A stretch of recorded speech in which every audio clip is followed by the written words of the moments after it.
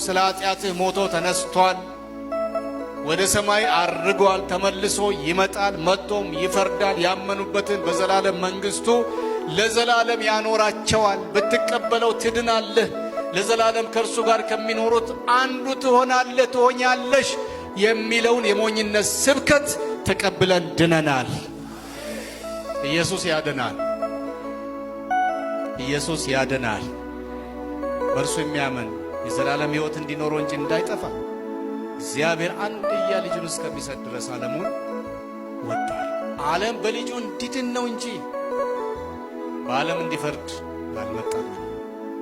ያመኑበት አሁኑኑ ድነዋል። ያመኑበት ወደፊት አይደለም፣ በቀጠሮ አይደለም፣ በትንቢት አይደለም፣ አሁኑኑ ድነዋል።